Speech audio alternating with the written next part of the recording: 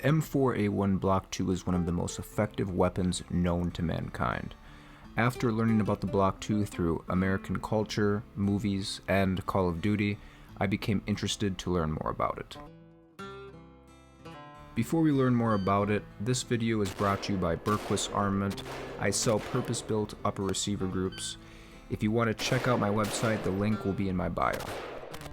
Additionally, if you are interested to see how the Block 2's bolt carrier group gauges out, subscribe and turn on the bell notifications. The next upload will cover how the BCG is doing after 3,000 rounds. In this video, I would like to discuss whether a budget Block 2 upper is worth the squeeze. In order to answer this question, we must first start with the question, what is the M4A1 Block 2 upper? If you answer this question with a Daniel Defense M4A1, then that's just fine. But to me personally, I wasn't looking to build an exact clone of SOCOM's M4A1 RIS-2. I wanted to replicate a budget clone for the purpose of having fun and learning what makes this type of setup legendary. Over the course of 3,000 rounds, I didn't experience any malfunctions. I shot this upper in the snow and in the rain. No matter the conditions, it always went bang. Whether the Block 2 was suppressed or unsuppressed, lubed or dry, or in the hands of different shooters, it always performed. It always got the job done. That is what the M4A1 Block 2 is. And it also does have a giant free-floated quad rail for a handguard. Which leads us into the parts of this build. Okay, so this is a regular mil-spec BCG. We have a phosphorus coating and a chrome line bore. Nothing special. This is the Griffin Armament Snatch, and then one unique thing about this charging handle is it does have a vent on the side to blow extra gas and debris out the side instead of into the shooter's face. And then it does have a raised area here, which is nice, and overall it works just fine. And then for the optic here, we have the Vector Optics 4X Prism. This is a great budget ACOG. It also has a RMR mount on top here, and this is a RMSC if I'm not mistaken, but this is the Holosun EPS carry. As you can see, you have your elevation and windage dials over here. This is your battery compartment, and then obviously your diopter. On the other side, you have your adjustment control for the brightness of the optic, and the same with the red dot.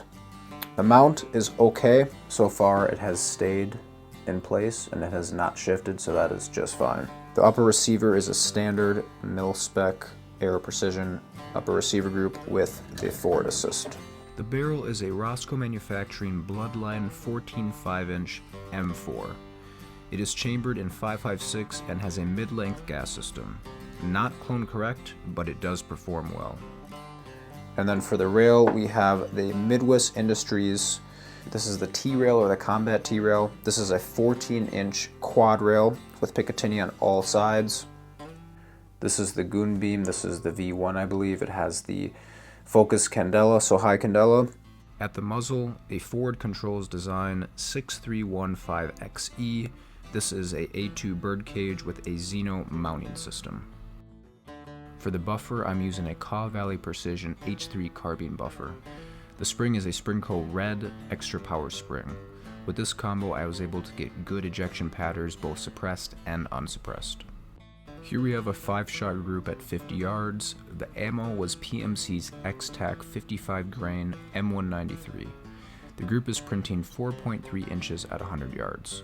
You're probably thinking to yourself, the precision is not very good, and I would agree.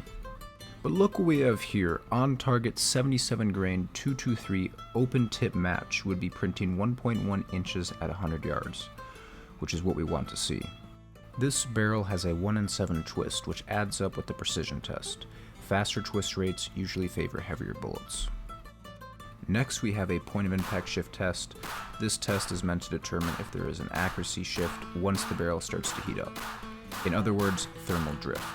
This test is being shot at 187 yards, so the results can be easily measured. And after 30 rounds, not one miss. Let's go into my final thoughts. Shooting this upper a little over 3,000 rounds has opened my eyes to a few different things. First, the quad rail is definitely not old technology. Yes, it adds more weight, but it does keep the barrel and your hand cooler for longer. It also is a great grip surface and it adds more durability to the rifle. Next, the length of the barrel plays a huge part in how the rifle will handle. A 14.5-inch barrel is short enough to easily transition between targets. It also doesn't become really long when you add a suppressor. The 14.5 defines the term general purpose rifle. Lastly, using a prism or ACOG is the ideal optic for a 14.5-inch upper with a quad rail. The Vector Optics prism weighs about 9 ounces, which means an LPVO with a mount is about 3 times the weight. Additionally, prism scopes are easy to use.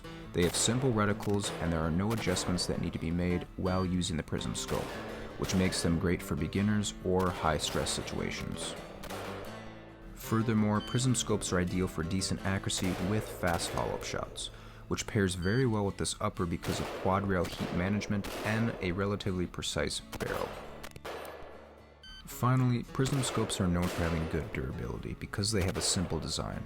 The durability of a prism scope pairs well with the enhanced durability of a quad rail. Overall, the Budget Block 2 has turned out to be a great build. Everyone that has shot it enjoyed the experience and found it easy to hit the target. If you are looking for a Block 2 clone-ish build and you are on a budget, I think the Budget Block 2 is the way to go.